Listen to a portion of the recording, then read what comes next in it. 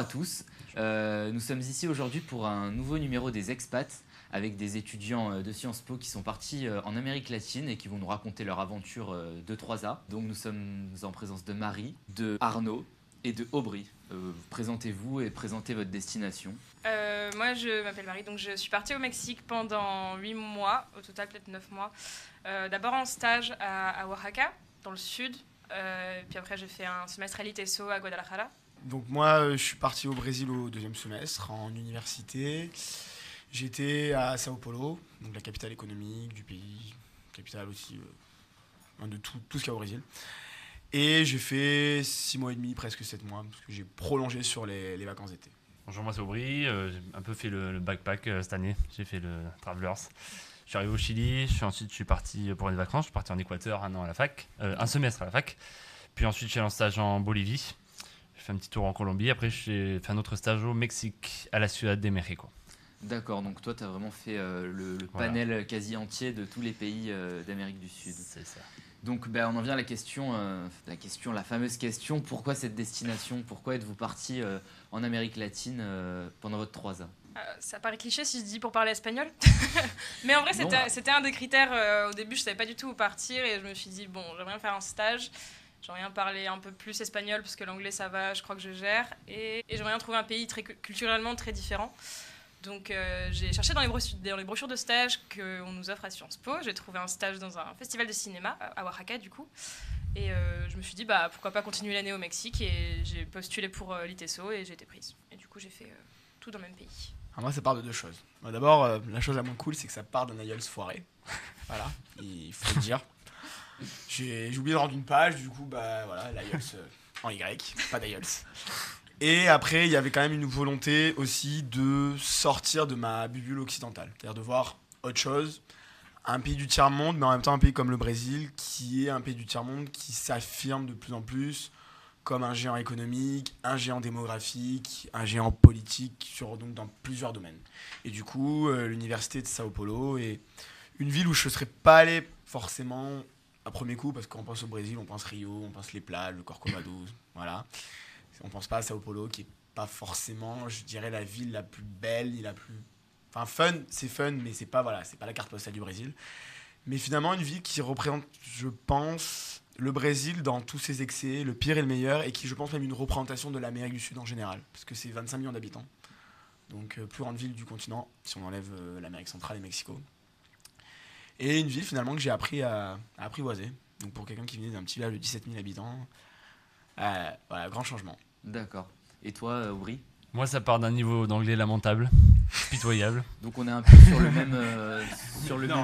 En vrai, plus que ça part d'un réel intérêt pour tout ce qui est le continent de l'Amérique latine. D'accord. Et justement, ça m'a permis dans cette année de voir un peu tout, et c'est ça que je voulais. Je voulais pas me concentrer uniquement sur un pays, je voulais essayer d'ouvrir un peu la palette. Et il se trouve qu'en fait, tous les pays d'Amérique latine, même si je dirais que ils ont une identité commune, les gens ont plusieurs points en commun, mais à chaque fois, il va y avoir des différences sur les pays. Ils vont pas trouver les mêmes choses. On va trouver des gens différents, des choses à faire différentes, tout le temps.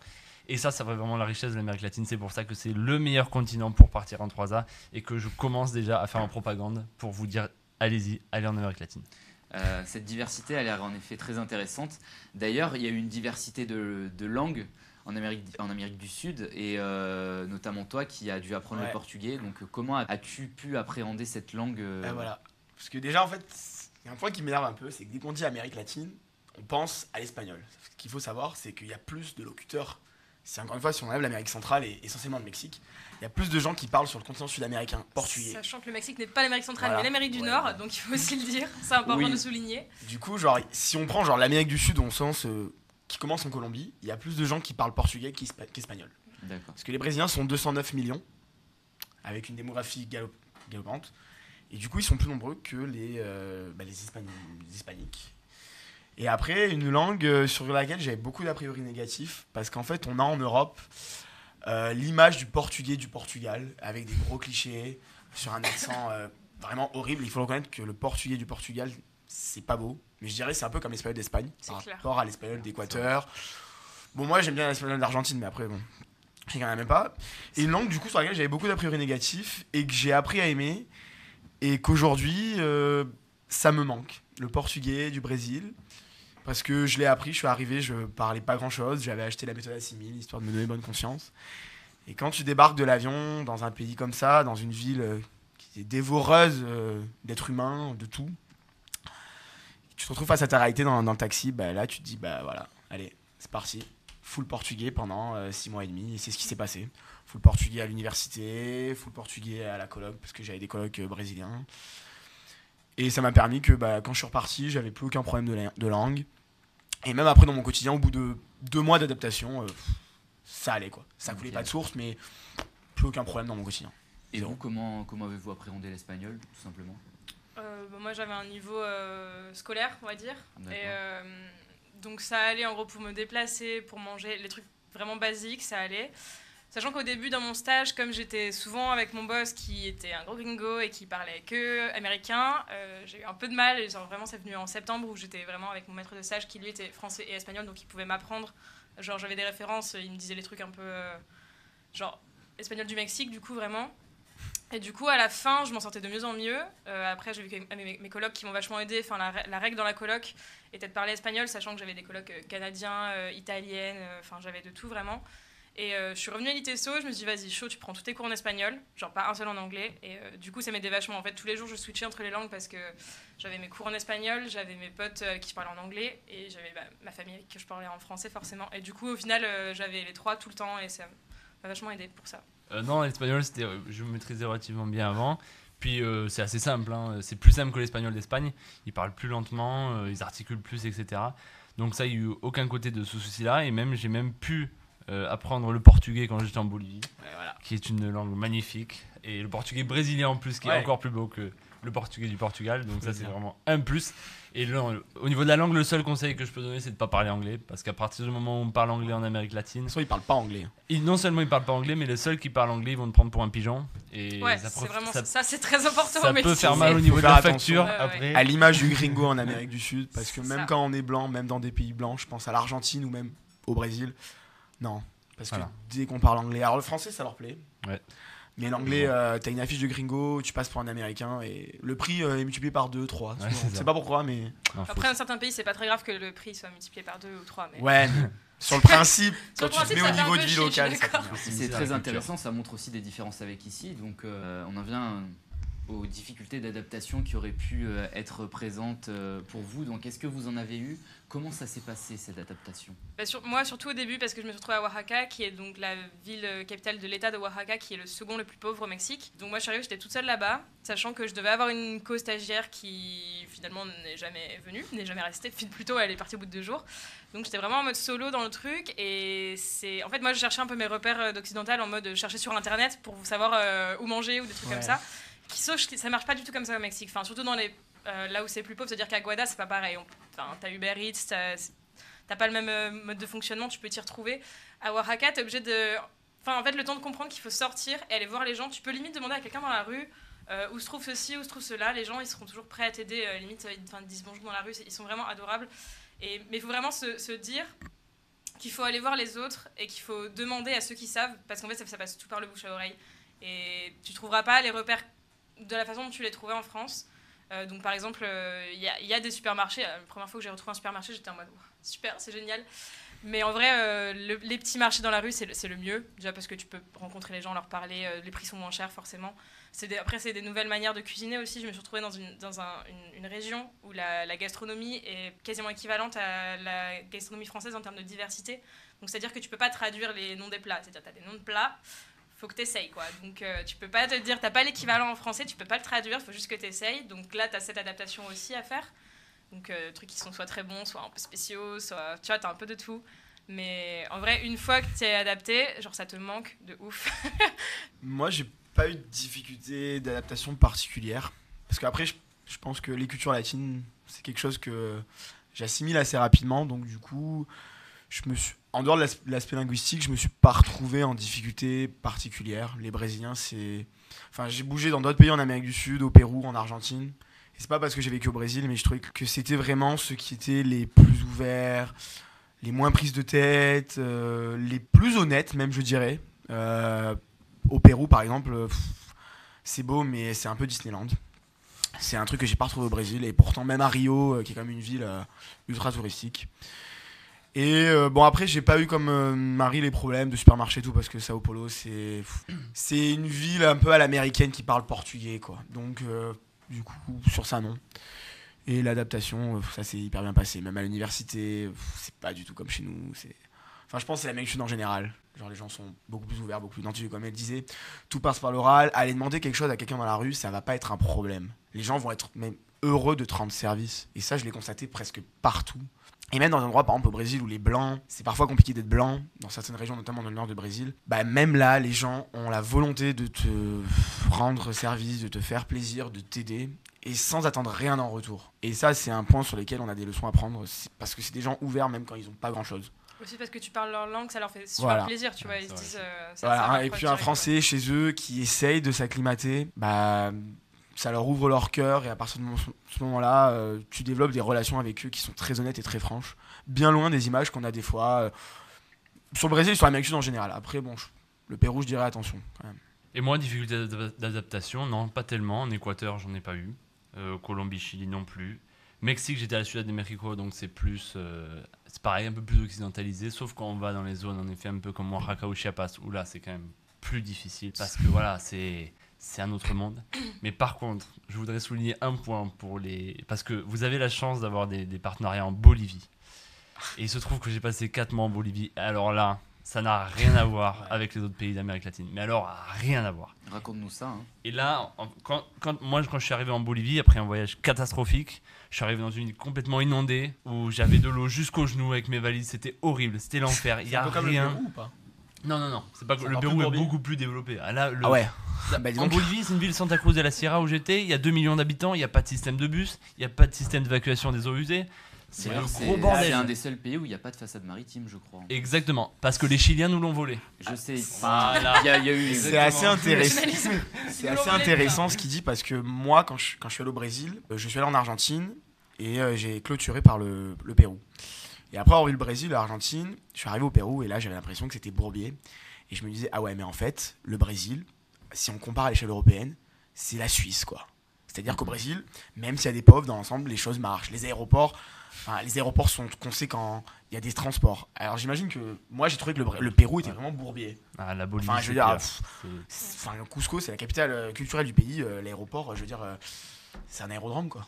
Ouais. Alors j'imagine que s'il dit que la Bolivie c'est bourbier, on voit quand même qu'il y a des différences énormes entre les pays d'Amérique du Sud. C'est clair. Parce que moi quand je suis retourné au Brésil, je me suis dit, je reviens en fait dans un pays, et d'ailleurs les Brésiliens le disent eux-mêmes, nous sommes un pays occidental. Et donc ce qu'il dit, ça me fait penser à ça, que il y a vraiment des différences énormes. Tu grandis tellement en fait, parce que moi c'est l'expérience de la Bolivie qui m'a fait tellement grandir, c'est-à-dire qu'il faut que tu te débrouilles seul. Il n'y a pas des bus qui vont t'aider à partir de là, etc. Il faut que tu demandes aux gens attention aux bus, pour manger, etc. Ouais, attention vraiment aux bus. Moi au Pérou, On va y venir. Donc non, vraiment, il faut que tu te débrouilles tout seul.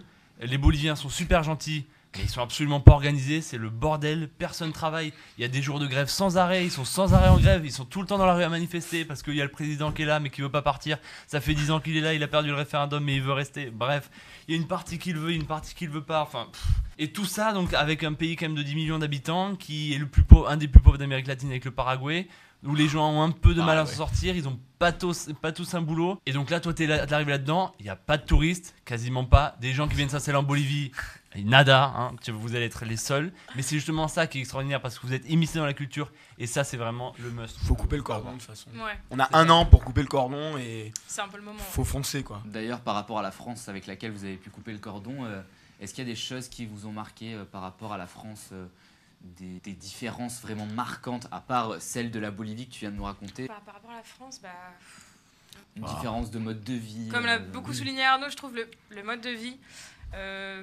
relié à la perception du temps. C'est pas paraître un peu philosophique, mais il faut quand même l'aborder parce que, par exemple, on le redira au niveau des bus, par exemple, mais il n'y a pas de... Au Mexique, en tout cas, les gens ne sont pas traumatisés par le fait d'être en retard. Mais si tu veux, le retard n'existe pas, en fait. Ouais, les Brésiliens non plus. Ils ont un terme, je pense que les gens savent, ceux qui font espagnol savent que ahora, ça veut dire maintenant. Au Mexique, il y a le ahorita. Ahorita, ça peut dire dans 2 secondes, dans 2 minutes, dans 10 minutes, dans 1 heure, ou jamais, peut-être demain, mais tu ne sais pas. Donc les gens te disent ahorita, mais genre c'était tranquille, et puis c'est pas... Tu peux arriver 3 heures en retard à une soirée, c'est pas du retard, c'est genre, il était là, trop cool. Tout BM, quoi. Ouais, comme diraient les Brésiliens, tout BM. Alors, la notion du temps, là où elle m'a le plus choqué, c'est pas au Brésil. C'est en Argentine. C'est des fous. C'est-à-dire, en Argentine, si tu vas au resto à 10h du soir, il n'y a personne. Voilà, il faut le savoir. Moi, je suis arrivé à Buenos Aires avec des collègues, on était là, 9h30 du soir, on dit bon, on va aller manger. Et à 9h30 du soir, tu vas au resto, limite, les serveurs ils te regardent, mais qu'est-ce que tu viens faire? Tu vas prendre l'apéro, tu vas prendre un café. Il faut pas aller au resto avant 10h30 du soir. Et au Pérou, c'est complètement l'inverse. Au Pérou, si tu manges pas, même à Lima, qui est quand même la capitale du pays, 10 millions d'habitants, il faut manger avant 9h du soir. Parce qu'après trouver un restaurant ouvert après 9h du soir au Pérou, c'est mission impossible et tu vas te retrouver dans un KFC. Et au Brésil, ouais, ils sont, comme elle dirait, voilà, il n'y a pas de stress sur les horaires, mais ils sont pas aussi décalés que les Argentins. Les Argentins, j'ai jamais vu ça. C'est impressionnant. C'est pire qu'en Espagne. Ouais. Ah non, l'Espagne, vraiment. c'est rien en vrai. Hein. Non, l'Espagne, c'est rien. L'Espagne, c'est complètement édulcoré. En fait. Jusqu'à 2h du matin à Buenos Aires, enfin, j'y suis resté qu'une semaine, mais jusqu'à 2h du matin à Buenos Aires, les restaurants, il y a du monde. C'est impressionnant. Et ça, au Brésil, je l'ai pas vu. À part ouais, des trucs où tu manges H24, quoi. Mais sinon, les restaurants, non. Et toi, tu m'as raconté pour la Bolivie. Voilà, c'est ça. Une petite dernière anecdote au niveau de la notion du temps. C'est vraiment un truc qui m'a choqué. J'ai eu la chance de partir en vacances à Cuba. Et là, c'est vrai que les gens n'ont absolument pas la notion du temps. Étant donné qu'ils n'ont pas d'activité programmée, parce qu'ils ne travaillent pas pour la plupart, et que ils vivent au jour le jour, quoi. Ils vont aller jouer aux cartes un jour, ils vont aller vivent mieux que nous, je pense. Au football. Enfin, je sais pas, ils sont quand même très pauvres. Est-ce qu'on peut dire qu'ils sont plus heureux? Je sais pas s'ils sont plus heureux parce que c'est des pays quand même où il y a une pauvreté. Enfin, je sais pas si on en parlera après. Ouais, mais nous on voit ça la pauvreté comme l'équivalent du malheur, si tu veux, mais eux ils le perçoivent pas comme, peut-être pas autant que nous. Ils se contentent de beaucoup moins de choses. Oui, c'est ça. Complètement. Et puis la moindre des choses, ça va leur faire content. Mais en même temps, je donne un savon, ils étaient ravis, tu vois. En même temps, ceux qui sont, j'ai envie de dire, les gens d'Amérique du Sud qui sont intégrés dans la mondialisation sont sur des standards occidentaux. Exactement. Donc par exemple dans mon université, genre en cours, t'avais ce truc de, tu sais, tu peux arriver 10 minutes max en retard en cours, sinon t'es compté comme une absence. Mais pendant le cours, tu peux sortir, aller te prendre à bouffer, passer un coup de téléphone. Oui, ça ils s'en foutent. Ils s'en battent les couilles. T'as un téléphone qui sonne, ils s'en foutent. Pareil. Ça je confirme. Mais t'as quand même un petit cadre en mode faut arriver à l'heure. Après bon, c'est tranquille. Et encore. Ils comprennent parce que voilà, ton bus peut avoir un retard, il peut y avoir un truc dans la ville qui a fait qu'il y a eu des bouchons, t'es en retard, enfin il peut y avoir plein de trucs qui expliquent et les gens t'en tiennent pas rigueur en fait, c'est vraiment ça. D'ailleurs on a pu voir que vous avez beaucoup voyagé tous les trois durant votre 3A au sein même de ce continent. Alors est-ce que c'était facile de voyager et comment sont organisés les transports? Ça dépend des pays en fait. Il faut savoir que l'avion est en général très cher dans tout le continent. Et donc après il y a le système de bus qui est le plus efficace et le plus utile. Mais bon, je t'avoue que là le bus, moi j'en ai marre, j'en ai fait vraiment beaucoup. Les bus boliviens, c'est bon, j'ai donné, en vrai j'ai donné, ça te détruit le dos. Mais en même temps c'est pas cher et tu voyages avec le peuple, quoi. C'est pas tu voyages avec, parce que pour l'avion forcément ça va être pas les latino-américains de base qui vont le prendre, ça va être que les hommes d'affaires, etc. Quand t'es en bus, tu peux te retrouver avec une mamie qui vend des patates, etc. Le bus s'arrête. Enfin voilà, c'est vraiment un échange aussi que tu as avec les gens que tu n'as pas quand tu prends l'avion et le train, même si on a la SNCF en France, là-bas il n'y a rien du tout. Donc ils connaissent pas le concept de train, les Sud-Américains. Non, il n'y a pas. Je suis pas trop d'accord sur ce qu'il dit sur les transports, parce que après encore une fois, moi j'ai beaucoup bougé au Brésil, et c'est vrai que sur ce point-là, je pense que le Brésil par rapport à beaucoup de pays est en avance. Bon après c'est un pays énorme, c'est 70% de la superficie de l'Amérique du Sud. Donc les gars ils peuvent pas s'amuser, quand tu dois aller à Manaus, tu peux pas t'amuser à faire 4500 km en bus, parce que déjà ce n'est pas possible. Du coup, moi je serais moins critique sur les transports, tout du moins au Brésil. Les aéroports dans l'ensemble sont tous neufs, je dirais même parfois mieux qu'en France ou en Europe, parce qu'ils ont tous été refaits pour la Coupe du Monde. Les lignes intérieures sont pas si excessives que ça. Alors pour le Brésilien moyen, ça va être pas donné, mais pour nous en tant qu'Européens, je trouverais pas ça excessif. Par exemple, Rio-Sao Paulo en avion, c'est 1 heure d'avion et en t'y prenant à l'avance, t'en as pour 80 € quoi. Et en 1 heure, t'es sur Copacabana parce que l'avion arrive dans le centre-ville de Rio.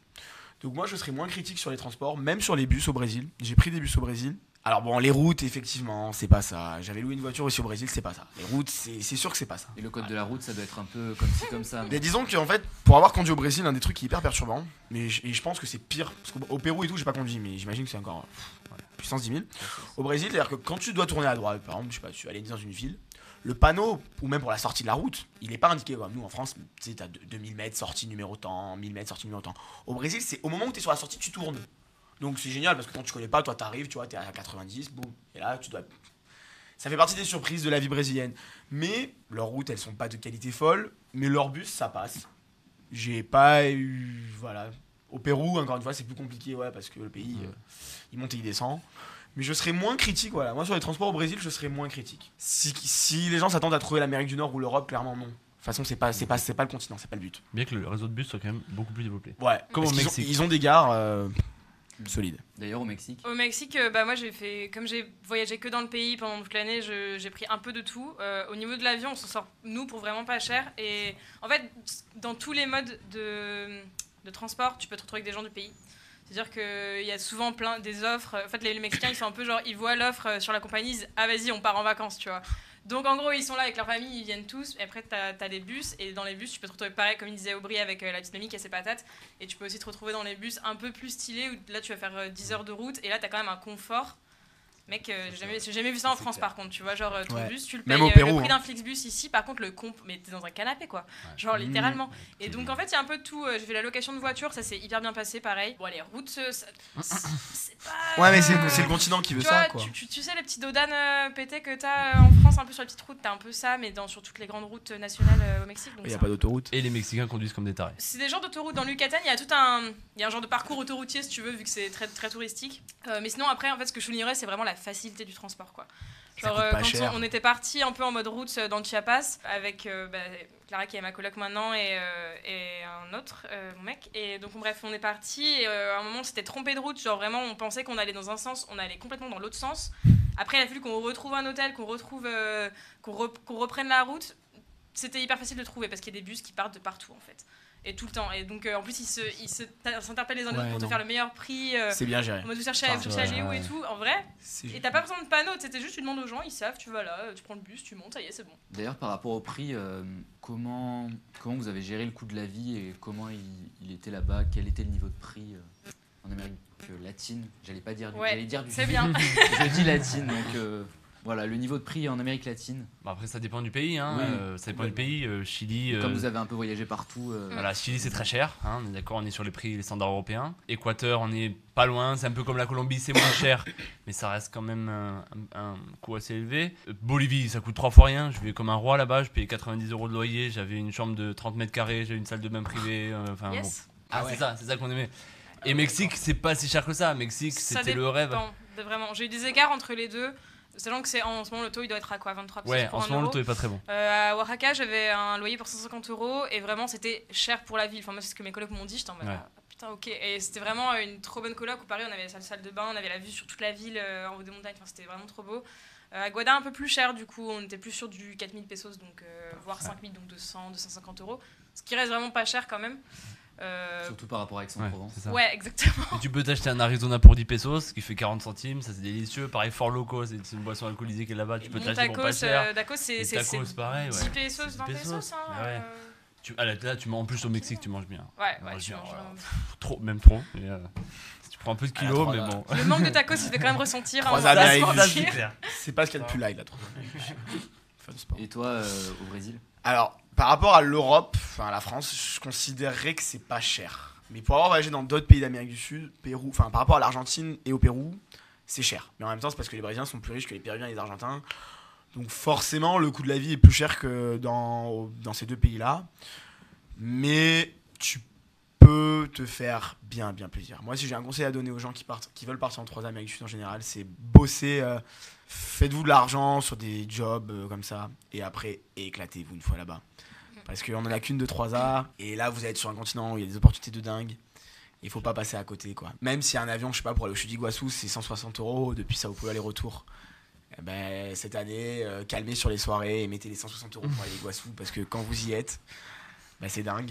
Et après, quand vous revenez en 3A, vous regardez les photos, vous dites, mais merde, qu'est-ce que c'était fou. D'ailleurs, qu'est-ce qui vous manque de là-bas? Tout. La bouffe. En ce moment, là, je suis sur un manque de bouffe. Ils avaient des recettes, maman. Mais l'ambiance aussi, hein, l'ambiance toujours festive, quoi. Ouais. Vraiment, tu peux. Enfin, pour moi, Mexico, c'est vraiment le pays où tu fais la fête, mais vraiment facilement. Et putain, ouais, ça vraiment. Tout, vraiment. La langue, les Brésiliens. Alors la bouffe, j'ai été pas mal critique quand j'étais au Brésil. Mais ça, c'était peut-être le côté français qui ressortait en mode. C'est le temps d'adaptation. Voilà, dans le mode, on a la meilleure bouffe du monde. Mais maintenant, je dirais que je regrette pas mal de choses. Donc certains reconnaîtront de quoi je parle. Je regrette l'Açaï vie, parce que ça c'était un peu mon Insta story de tous les jours. L'Açaï, c'était super bon. Je regrette les paysages, la nature, les fruits et légumes, ils ont des trucs qu'on n'a pas. Même moi qui suis un gamin de la Méditerranée, même la couleur de l'eau, tropique, c'est paradisiaque. Même à Rio, c'est dingue. Et puis les couleurs, ça c'est un truc qui m'a marqué, et surtout au Pérou, les couleurs de dingue naturelles de la terre, quoi, en fait, qui se marient parfaitement avec la couleur des vêtements des gens. C'est des gens d'Amérique du Sud qui vivent, leur tenue traditionnelle, c'est ultra coloré, c'est dingue. Moi, ça serait un peu tout me manque, mais j'aurais l'élément principal, c'est les gens. Les gens, simplement, c'est un peu pas le ils sont d'une gentillesse incroyable, ils sont toujours là pour t'aider. Et j'ai eu l'occasion de voyager seul, ce qui m'a quand même forgé, etc., pendant quelques semaines. Et en fait, finalement, je n'ai jamais retrouvé seul. Parce que les gens viennent te parler, ils te demandent qu'est-ce que tu fais là, est-ce que je peux t'aider, est-ce que je peux t'héberger chez moi, etc. C'est vrai. Et ça, c'est un truc je suis désolé, j'aime bien mon pays, mais on ne le retrouve pas en France. Les gens sont pas aussi ouverts, ils sont pas aussi gentils, ils sont pas aussi agréables. Même si tu leur achètes pas un truc, hein, même des fois ils peuvent s'énerver parce que tu leur achètes pas un truc, etc. Ils seront quand même gentils avec toi, ils vont toujours t'aider. Même les Mexicains, quand tu leur demandes de t'aider, même s'ils savent pas, ils vont te répondre. Parce qu'ils veulent pas te dire non, je sais pas. Parce qu'il y a une culture de. Ils savent pas dire non. Ouais, ils savent pas dire non. Ils ne peuvent pas le dire. Ils savent pas dire, c'est vrai. Possible. Et ça, je pense, c'est un truc qui est commun à tout le continent. Après, des fois, ça peut être un peu chiant parce que le mec, c'est pas, tu lui demandes ton chemin et lui, c'est pas, mais du coup, comme il veut pas dire non. Il va aller voir son collègue et le mec va venir avec la moto, c'est le coup classique. Mais c'est des gens tellement gentils, tellement ouverts, et ça me manque vraiment. Et ils s'aident entre eux, même s'ils sont très pauvres, même en Bolivie ils sont très pauvres, ils ont toujours le sourire, ils essaient toujours d'être agréables, et tu sens une joie de vivre que t'as pas en France, alors que pourtant on a beaucoup plus de raisons d'être heureux qu'eux, parce qu'ils vivent dans des conditions matérielles beaucoup plus difficiles, mais ça on le retrouve pas en France, et ça me manque, et c'est pour ça que j'ai bien envie de retourner dans ce continent. Et je pense qu'il y a un point sur lequel on n'en a pas parlé, alors je sais pas si on en parlera, c'est la vision qu'on en a en Europe. Il y a beaucoup de gens qui non, vas-y, on ne devait pas en parler, mais ça peut être intéressant. C'est l'aspect de la sécurité. Parce que ça, je pense, c'est quelque chose. C'est la question que tout le monde te pose tout le quand monde tu te reviens. pose. Moi, on me l'a demandé sur le Brésil, j'imagine qu'on la demande sur le Mexique. Ah bah putain. Enfin, la question de la sécurité, dès que tu pars en 3 Amérique du Sud, je dirais pas que c'est comme si tu pars au Moyen-Orient, mais les gens ont l'impression qu'à la sortie de l'aéroport, tu vas te faire dépouiller. Et moi, c'est la vision qu'on voulait me donner, et en mode, ouais, le Brésil. Alors oui, le Brésil, effectivement, c'est le pays du monde qui a la plus grande population carcérale. Oui, effectivement, Rio de Janeiro est une ville où la violence quotidienne est 400 fois plus élevée que la violence quotidienne d'une ville comme Paris. Mais je pense que ça, c'est ce qu'on nous dit. Les Sud-Américains, eux, et pour avoir parlé avec des Brésiliens ou même d'autres, l'Europe, ils ont l'impression en ce moment que c'est les attentats tous les jours. Genre, eux, ils te disent, ouais, regardez à Paris ce qui se passe, regardez à Berlin. Tu leur dis, non, mais voilà, ça arrive, vous en parlez, mais on n'est pas tous les jours à vivre dans la peur. Et je pense que chez eux, c'est exactement la même chose. Et nous qui sommes Européens, quand on y va, déjà, tu t'adaptes aux standards locaux. C'est-à-dire que tu revois tes habitudes de vie et en même temps ça te fait grandir. Tu sors pas tout seul la nuit. On prend des réflexes, hein. C'est juste des réflexes à prendre. Et puis après, je pense qu'il faut pas jouer non plus à Rambo et se fixer une limite. Savoir qu'il y a des endroits tu peux pas y aller. Pourquoi ? Parce que t'es blanc, parce que t'es peut-être pas brésilien ou mexicain ou équatorien. Voilà. Mais la sécurité en soi, c'est les gens qui disent je veux pas aller en Amérique du Sud pour la sécurité, je pense que c'est une erreur. Surtout que ça se ressent pas du tout dans ton quotidien, tu le ressens pas. Tu vas faire comme ça, tu vas lire les journaux. Au Mexique, moi j'étais, c'était les élections, donc il y a eu un taux de violence qui est monté comme ça. Mais pour autant, ça se ressentait pas. Tu l'apprends comme tout le monde par les médias, mais toi-même en tant qu'étranger, de toute façon, tu vas pas vivre dans les quartiers qui craignent. Ouais. Genre, du coup, t'as quand même un niveau de sécurité qui va être bien plus élevé que limite, j'ai envie de te dire, celui du Mexicain moyen, qui peut-être a plus la chance de le voir. C'est des sociétés violentes, évidemment, beaucoup plus que les nôtres. Mais il faut pas se borner à l'aspect sécuritaire, même si eux, alors je sais pas au Mexique ou en Équateur, mais même si les Brésiliens sont des paranoïaques de la sécurité. C'est-à-dire que les Brésiliens, des fois, genre, ils ont plus peur que toi en tant qu'Européen. Genre, ils sont là, ils te disent non, mais là c'est super dangereux. Toi, tu dis non, mais enfin, c'est dangereux, mais genre, même eux, des fois, s'enferment dans une idée comme quoi c'est des endroits ultra dangereux ou une violence de fou. Évidemment, ils ont une violence qu'on n'a pas. Mais en faisant attention, moi, j'ai pas eu de problème et je pense qu'ils n'en ont pas eu non plus. Si. Ah. C'est ça. Là, je vais mettre un petit bémol. Voilà. Je vais mettre un petit bémol parce que même si vous avez raison, il peut t'arriver des merdes aussi. Comme partout. Il m'est arrivé. Ouais, mais ça m'est jamais arrivé en France. Mais là encore, tu peux savoir les gérer, comme par exemple au Mexique, tu vois, on va te parler de la police. Effectivement, tu peux te faire arrêter, mais bon, après, si tu sais que le mec, tu lui files 100 pesos, c'est bon. C'est sûr. Au final, tu redescends un peu. Juste le mec, il a besoin de sous parce qu'il a aucune thune. En fait, c'est plus ça que toi qui prends par la loi. Genre. À Bogota, on m'a quand même sorti un couteau. Le mec m'a poursuivi avec un couteau parce que je voulais pas lui donner de l'argent. En Équateur, il y avait un mec qui se mettait dans un marché à attaquer avec les gars avec une pioche. Le mec avec un couteau, c'était Arnaud Dodd, je crois, en Colombie. Arnaud Dodd, C'était Arnaud Dodd qui avait le couteau en Colombie. Je crois qu'il y a Eva qui s'est fait menacer avec un flingue quand elle est arrivée à Mexico aussi. C'est ça, c'est voilà. arrivé, hein. Ensuite, quand je suis allé dans le Chiapas, j'ai eu la mauvaise idée d'aller dans les zones Zapatis. Il y avait des chiens qui m'ont attaqué parce que c'est un peu compliqué là-bas. En Équateur, pareil, je me suis fait poursuivre C'est par des chiens, gros. une meute de chiens. Ouais, mais je veux dire, c'est ça pas fait partie de la pareil. sécurité. Le chien, Même il est si pas c'est des mexicain. gens. Mais des fois, les chiens, ça peut te faire plus mal que les hommes. Une morsure de chien là-bas, c'est chaud. Non, mais évidemment, faut faire gaffe. Attention, je suis pas en Et train en de France, dire. tu t'es jamais fait attaquer par un chien. Je suis pas en train de dire, attention. J'ai une Je phobie suis des pas en chiens, train de d'ailleurs. dire que l'Amérique du Sud, c'est tout le monde il est beau, tout le monde il est gentil, que c'est la sécurité de chez Faut nous. faire Bien gaffe. sûr que non, Je mais veux dire, chez nous faut aussi, faire il faut gaffe, faire mais ça attention va. à Voilà. certains trucs. Oui, Genre, Je t'avouerai qu'il y a des endroits de Sao Paulo où je serais pas allé me balader seul à Ça, minuit. c'est clair. C'est clair. Mais comme il y a des endroits, je suis arrivé dans la ville à côté du Titicaca au Pérou à 3h du matin. Heureusement Oui. qu'on était 7 mecs parce que franchement, Pugno 3h du matin au Pérou, quand t'es 6 gringos avec des backpacks, bah ouais. c'est un peu Mais- comme savoir qu'au Mexique, enfin, quand t'es dans les grandes ça villes, va, en tout quoi. cas, où il y a Uber, pas comme à Oaxaca, vu que c'est des énormes syndicalistes qui n'ont pas laissé passer. Mais à Guada et tout ça, tu ne prends pas le taxi. À part que sur les taxis officiels qui partent vraiment de l'aéroport où t'as le ticket et tout, tu prends un Uber parce que c'est juste plus sûr en fait. Oui. Mais c'est des trucs, voilà, que en général, quand t'échanges avec les gens qui sont partis en 3A, ils te le disent avant et tu peux Ouais. rarement arriver. Et puis dans même, ton même débit les locaux et te le sans disent en savoir. fait. Les locaux te le disent. Ouais. Donc, pour résumer, ça serait n'aie pas peur, faut pas paranoïer, mais fais pas le con non plus quoi. Faut Ouais, pas, Non, faut pas. faut pas Mais tenter comme le partout, diable, quand quoi, t'es à en fait, l'étranger, c'est j'ai ça. envie de Mais te je dire, pense que c'est dans comme un partout. pays, Quand tu t'es en fais pas Norvège, non ça plus va la quand même. brute, quoi. Moi, je veux dire, je suis allé dans les favelas à Rio. Alors voilà, les gens disent faut pas y aller, mais encore une fois, faut choisir les favelas où tu vas. Moi, je suis dans une favela qui avait été pacifiée. Alors quand j'y suis allé, elle était pacifiée. 2 semaines après, il y avait eu 4 gamins tués. Bon, mais voilà. Mais honnêtement, j'ai eu aucun problème dans la favela. Ça c'est, j'ai eu aucun problème. Voilà, je me suis pas attardé à faire le gars, mais j'ai traversé une favela, j'ai passé 1 heure, je suis allé boire un verre avec des Brésiliens et des Français dans la favela et il y a rien eu. Et je suis là et voilà. Le retour à Aix-en-Provence, est-ce qu'il a été compliqué, rude? Est-ce que vous avez été content de revenir, vous avez été content de revoir vos amis? Donnez-nous un peu votre impression. Bah ça dépend parce que moi en fait je suis pas revenue à Aix-en-Provence direct comme Arnaud, j'habite dans le sud, je suis au bord de la Méditerranée, donc en gros moi je reviens, c'est encore l'été pour moi, je suis encore au bord de la plage.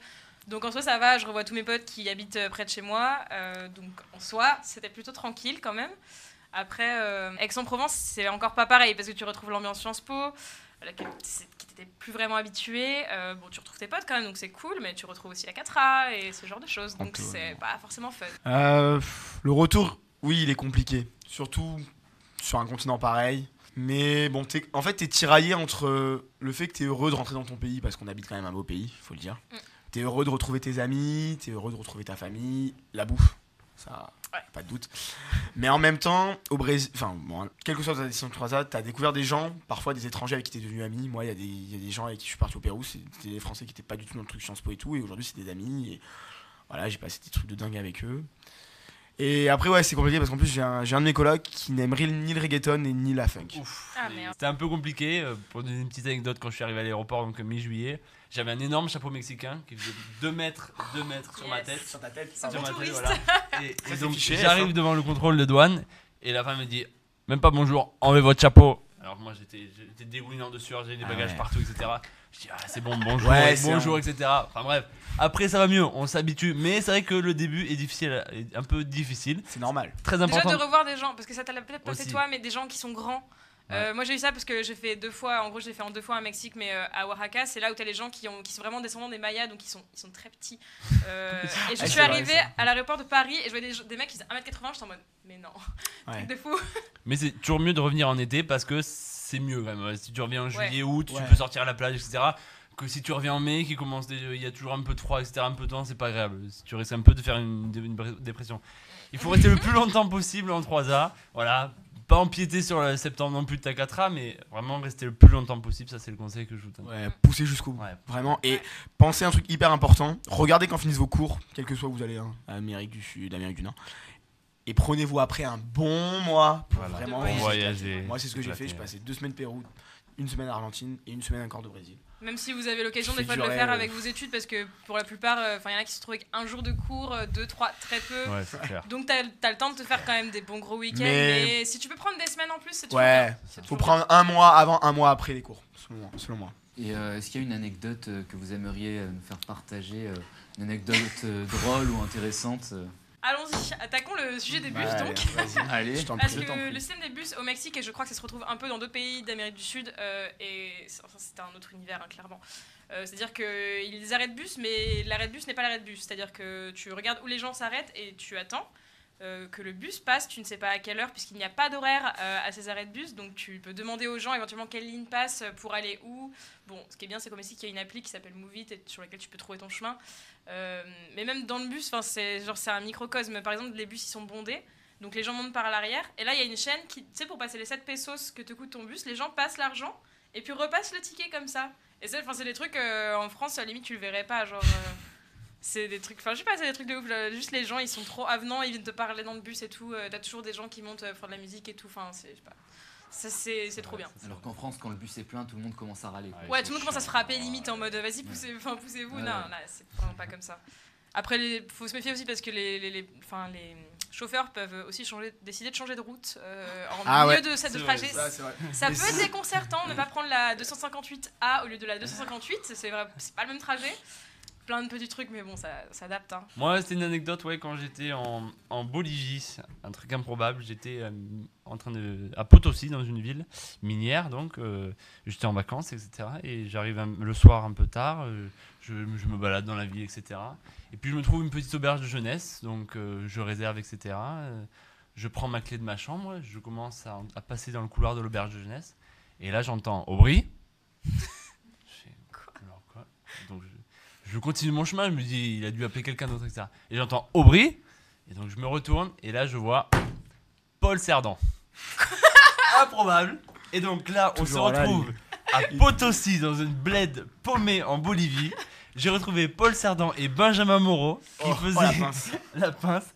Qui faisaient leur road tour trip d'Amérique du Sud, en Amérique latine. Ils étaient partis d'Argentine, ils avaient remonté le Chili, etc. Ils étaient passés à Bolivie.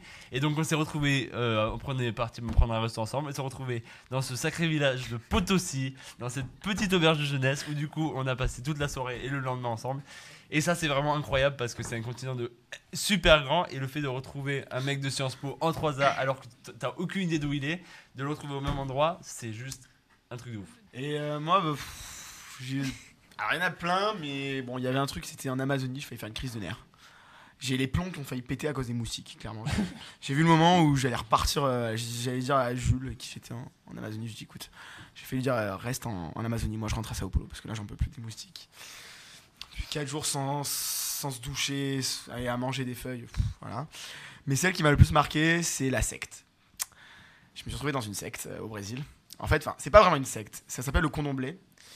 Et en fait, c'est un mélange d'animisme africain dû au trafic d'esclaves et de chrétienté. Et j'avais vu ça dans le guide du routard. Il disait quand vous allez à Salvador de Bahia, donc dans le nord du Brésil, nord-est, allez voir du Candomblé. Bon, moi, j'étais avec de la famille, ma soeur, voilà, pour dire exactement. Et du coup, on a dit, allez, on va faire ça. Et on a trouvé une petite agence qui était vraiment dans un truc, un boui-boui, ça donnait pas envie. Il y avait que ça d'ouvert. Du coup, le soir, le mec vient nous chercher. Donc déjà, on rentre dans le 4x4. 4x4 vite blindé. Je me dis, bon, c'est assez courant, les mecs du Sud. Mais... Et là, ils t'emmènent dans les favelas de Salvador. Alors déjà que les favelas à Rio et à Sao Paulo, c'est quelque chose. Mais alors là, Salvador, c'est un autre point. Et je me suis retrouvé pendant 2 heures avec un énorme gars qu'on avait appelé Bokassa, en référence à Bokassa, le dictateur africain, qui fumait des cigares. Cigare sur cigare. Je pense que le mec a 40 ans, ça y est, il est mort. Et qui était là à faire des trucs qui soi-disant étaient chrétiens mais qui ne l'étaient pas du tout, je ne comprenais rien. Il y avait une vieille, elle était à la limite possédée, il lançait du popcorn dans la salle, et t'as envie de leur dire non mais elle est où la caméra en fait? Et il n'y avait pas de caméra, il y avait un gars, enfin limite des fois il se désarticulait, ensuite ils nous ont fait tourner sur nous-mêmes, et il y en a un qui m'a dit t'es protégé par un esprit de la forêt. Et vraiment j'ai eu l'impression d'être dans une secte. J'avoue que c'est assez drôle sur le coup. Et il faut s'imaginer quand même le contexte, c'est-à-dire que t'es 2 gringos au milieu de 10 Brésiliens dans une salle qui fait cette taille, avec genre une fumée genre de cigare, que ça pue, que t'es en train de mourir, et t'as là des Brésiliens et tu te dis mais est-ce qu'ils croient vraiment en ce qu'ils font quoi? Et ça s'appelle le Candomblé et c'est reconnu par l'église catholique. Et en fait je n'ai rien trouvé de catholique dans cette pratique. Ils lançaient du popcorn, il y avait une tortue, il y avait une vieille mamie, genre tu aurais cru que c'était Conjuring, la scène, elle était complètement possédée. Et toi des fois le mec il venait te voir, il disait mais vas-y mets-toi dans l'ambiance. Alors toi t'es là, t'essayes, mais tu te dis mais je peux pas, mais je comprends pas. Et le tout en full portugais quoi, et des fois même plus en portugais en fait. Voilà. Et donc t'as lancé du popcorn. Bah à la fin ouais, et à la fin genre j'ai dû enlever mes chaussures, en plus tourner 3 fois sur moi-même, et il y avait un mec avec un chapeau qui se prenait pour le C'est un parrain. peu le truc de la dame blanche. Ouais, et qui m'a dit en me tapant dessus avec des genres de laurier, t'es protégé par un esprit naturel féminin. Et tu ressors de là, tu te dis, bon, bah là, je rentre chez moi, je vais aller Simpson. J'arrête. C'était la secte. C'était pas prévu. Mais je le conseille aux gens qui iraient au Brésil. Si un jour vous allez à Salvador, regardez le Candomblé. Et franchement, ça vaut le coup. Mais c'est pas une secte en vrai. Mais moi, je dis que c'est une secte. On a vraiment gardé le meilleur pour la fin. C'est pas mal. Mais merci à vous trois en tout cas pour ce numéro des expats. Merci Et on se retrouve très vite sur Hertz en Provence pour un nouveau numéro des expats.